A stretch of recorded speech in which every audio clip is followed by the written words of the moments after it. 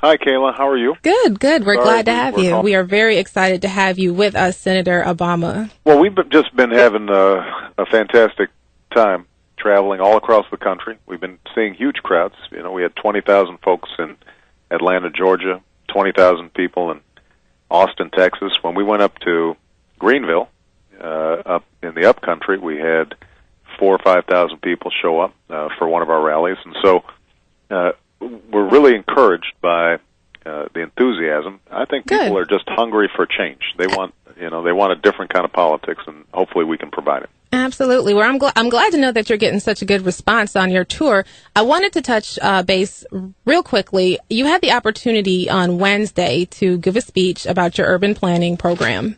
And Right. I had a chance to read over that speech, and it looks like you've got some great things in mind. But my question to you is how are you looking to apply that to rural communities? I mean, South Carolina is a largely rural place. We have some school districts that are so far spread out. There's one school that serves maybe 3 counties. So how is that plan going to translate into something that will impact us here in South Carolina?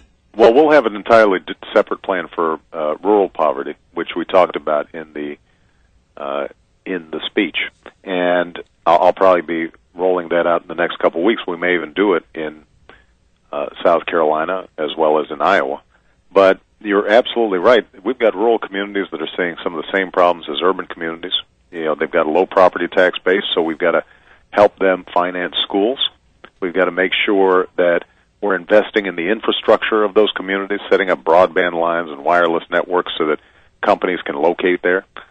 We've got to use the community college system to help train people and also to spin off businesses and provide a focal point for economic development in those communities. So there are going to be a whole host of challenges, and obviously agriculture is still going to be important in rural communities. So we've got to make sure that family farmers are getting a good deal, that our farm programs are supportive of the rural economy. And the last thing that I think the rural economy can really benefit from is a strong energy plan that starts to convert biomass and crops that are grown into energy, and we can locate factories that are creating energy and helping us free ourselves from dependence on Middle Eastern oil.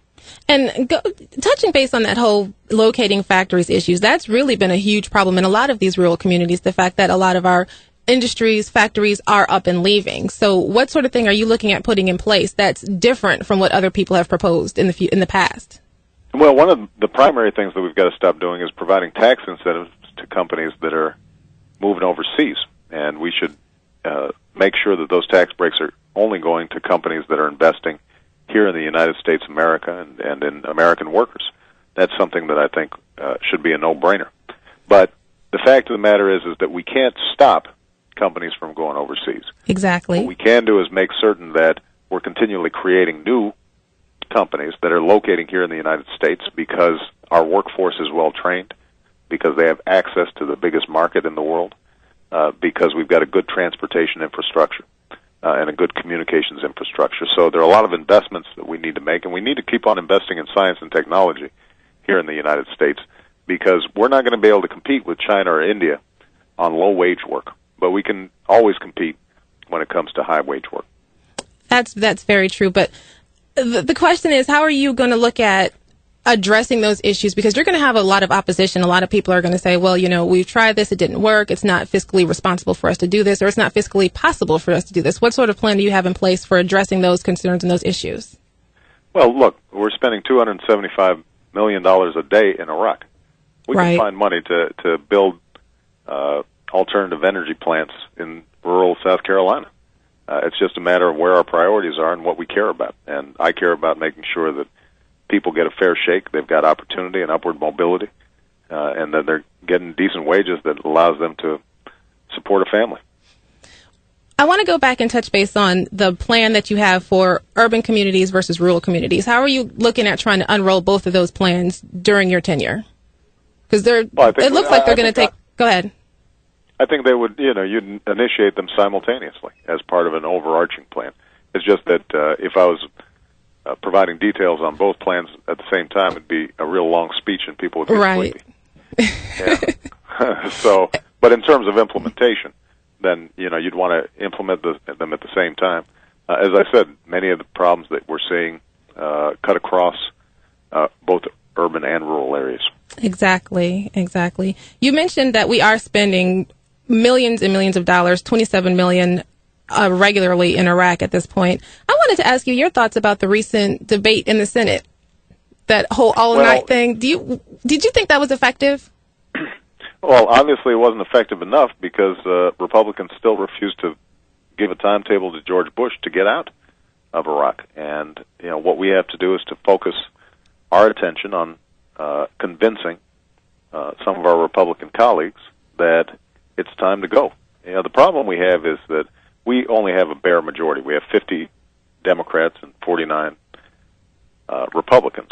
But wasn't that debate, wasn't that what that was about, convincing Republicans that there needs to be a change in tactic? That's exactly right. And we haven't successfully done it so far. Some Republicans have recognized that the surge isn't working, that there's not going to be a military solution to the problems in Iraq, that if we're going to solve these problems, that they've got to be solved diplomatically. But the problem we've got is that they want to protect the president. And my attitude is that it's the troops on the ground who are in 115-degree heat in the middle of Baghdad getting shot at that need protection.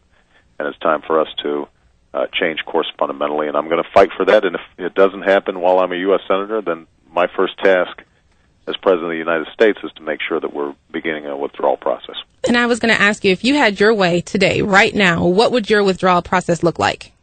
We would have already begun withdrawing starting in May. We would have all our combat troops out by March 31st of next year, and we would initiate strong diplomacy not only in Iraq but also with countries like Iran and Syria that are on the borders of Iraq to get them involved and get the international community involved in trying to stabilize the country. But when looking at involving the international community, reports are showing, and I'm sure you've seen all the talking heads and the reporters and everything, that the issue is going to continue as far as terrorism and fighting the war on terror worldwide. So we withdraw from Iraq, but then what? I mean, we're still going to be facing terrorists in our country, an amounting problem with terrorism in this country. So how do you address that? Well, the problem we have is that we've been so distracted with the war in Iraq that we have not focused our attention on Afghanistan and Pakistan, where Al-Qaeda and bin Laden have regained strength. And that's one of the reasons that I opposed this war from the start, was because it distracted us from the real enemies and the real battlefield that we needed to deal with. And it has, in fact, created a hotbed of terrorist activity inside Iraq that didn't exist before we invaded. So we've got to get this strategy straight and be clear that we need to be going after terrorists. We don't need to be policing a civil war. So you're definitely looking at trying to address the issue of terrorism. You recognize that it's a problem, but recognizing that it's going to have to be something that needs to be done with our partners worldwide. Well, look, Iraq right now is a civil war. It is draining our resources. It is draining our troops. Afghanistan is weakening. Absolutely, we've got to focus on terrorism. That's exactly why we need to start getting combat troops out of Iraq. So we take our troops out of Iraq. This is the last question. Okay, all right. Well, since that's the last question I have for you, I actually want to go ahead and switch gears and just ask you to reiterate for me one more time, why do you think people's response to you has been so big? I mean, you're raising all kinds of record-breaking numbers as far as your fundraising campaign. What is it? What is it about it that makes people want to say, okay, yes, this is what we're looking for, this is what we need? I think people are hungry for change, and I think they've looked at my record. They've seen the work that I did as a community organizer in low-income neighborhoods in Chicago, the work I did as a civil rights lawyer, the work I did as a state legislator for 8 years, passing ethics and lobbying reform bills, passing bills to reform a death penalty system that was broken, passing racial profiling legislation, making sure that children had health care who didn't have it, the work I've done in the United States Senate. And I think they've got a sense that I want to make sure that we can bring together people who've been divided.